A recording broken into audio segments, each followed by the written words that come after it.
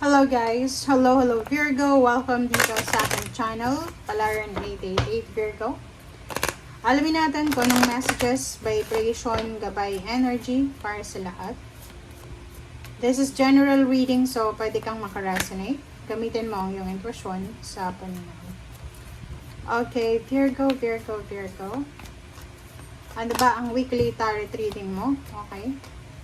Wow, number 38 and number 8. Nako.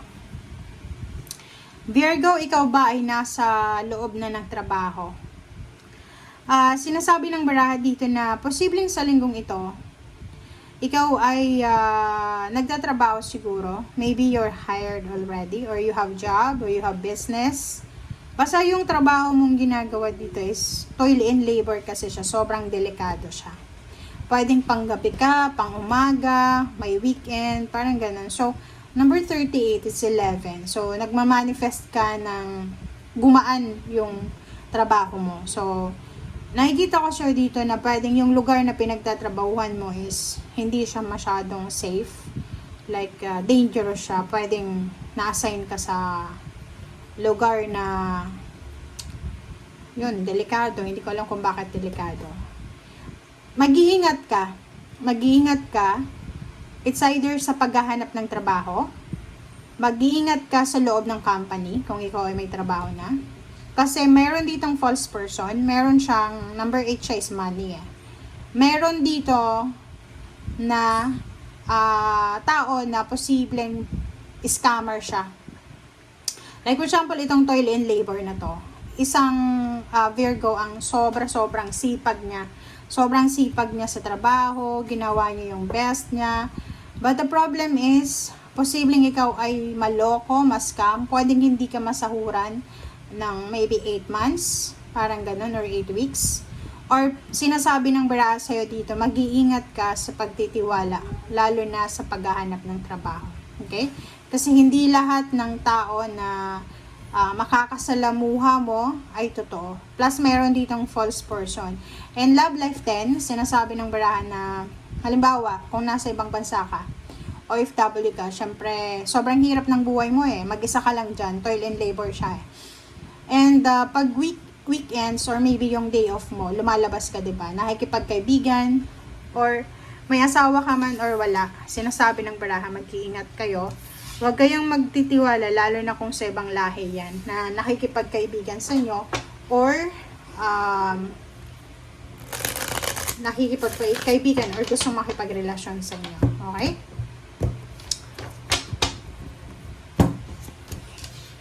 Alright, so Four of Cups, Queen of Wands, and then Knight of Wands, King of Pentacles, Two of Swords. So, merong love life, merong money. Oh, diba? Manita. So, unahin muna natin yung love life dito, Virgo. Four of Cups. Nakikita ko sa'yo dito, in terms of relationship ka ha. Maybe you're single. And, ang tagal-tagal mo nang naghahanap ng karelasyon.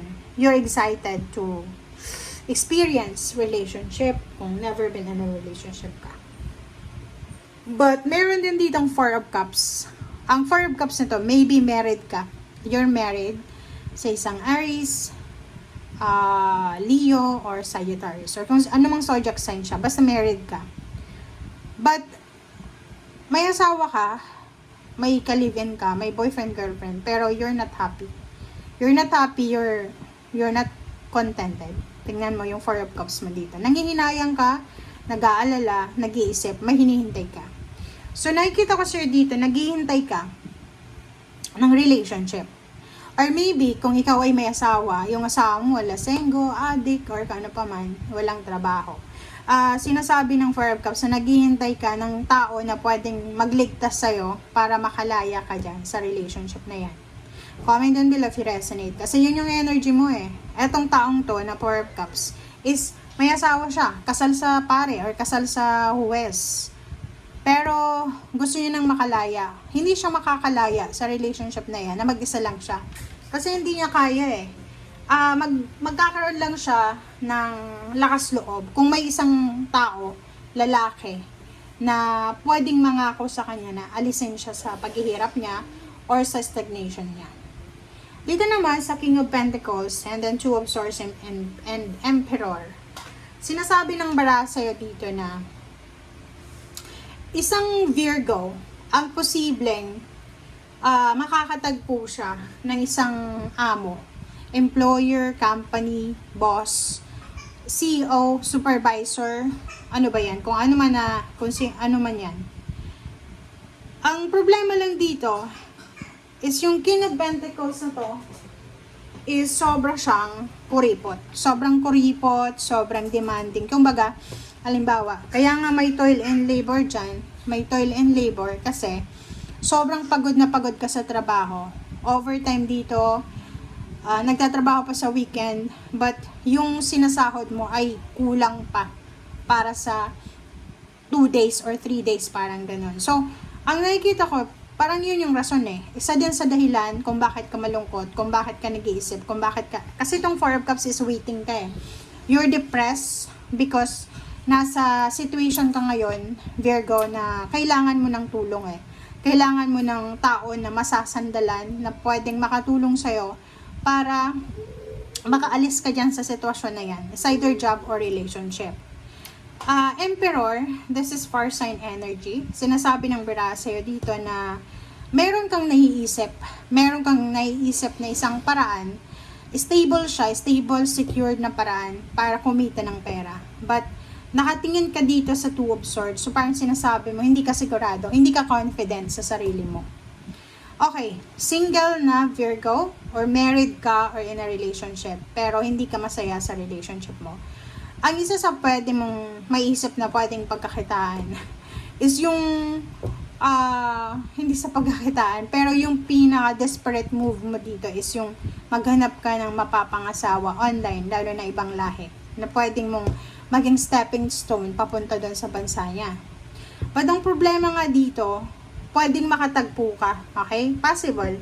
Pwedeng makatagpo ka online, but the problem is, meron ditong tao na magdadala sa'yo ng trauma. Pwedeng lolokohin ka lang niya. Yung taong kausap mo, hindi siya talaga yung picture na pinakita niya sa'yo. Ayaw niyang mag-video call.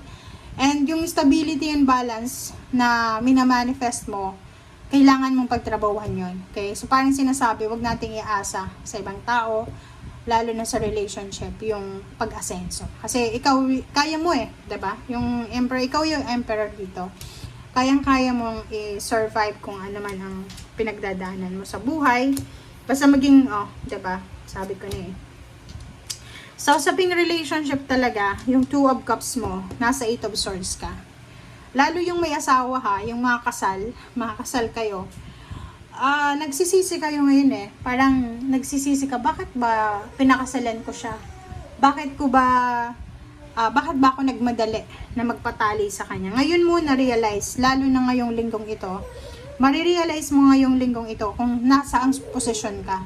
Makakaramdam ka ng insecurity sa mga tao sa paligid mo. Like yung halimbawa, yung mga kabatchmate mo, wala pang asawa, they're enjoying their life, diba? Pa-travel. Ikaw may asawa kang lasenggo, maybe gumagamit pa ng bawal na gamot, or kung ano pa man, sinasaktan ka physically. So, parang nag-self-pity ka. But yung Three of Cups dito, sinasabi ng baraha na isa sa mga pwede mong maging rason para makaalis ka sa sitwasyon na yan is you need to let go, you need to travel, you need to relocate, you need to change. You need to transform yourself. Kasi yung Eight of Cups na to, sinasabi sa'yo na hanggat hindi ka gumagawa ng paraan para makaalis dyan sa Eight of Swords na yan, hindi ka talaga makakaalis dyan. Mag-i-stay ka dyan hanggang sa tumanda ka na. Okay? So, you need to decide. You need to decide kung ano man yan. Okay. So, sinasabi ng baraha sa'yo dito na kung balak mo daw na mangibang bansa, magtrabaho sa abroad or magtrabaho sa ibang lugar, ngayon pa lang, habang nagpaplano ka, kailangan mo nang mag-ipon ng pera, kailangan mo nang mag-aral, di ba? Pag-aralan mo, halimbawa, plano mong pumunta ng ibang bansa, pag-aralan mo yung lengguwahe, mag-research ka sa internet kung ano yung kultura na kung saan mo gustong pumunta, di ba? And Ace of Cups, sinasabi ng baraha sa'yo dito na napaka-importante yung pag-iipon ng pera. Isa yun sa posibleng magdadala sa'yo ng happiness, yung may ipon ka. Kasi pag wala kang pera, parang gumugulo yung isip mo eh. So, kailangan mong, isa sa magiging rason kung bakit ka magiging peaceful is because you have money. So, parang sinasabi ng Barasa yan na, yung root cause, yung dahilan, kung bakit ka na-stress, bakit ka na-depress, yun yung una mo dapat na solusyonan. Pera. Thank you guys. Bye!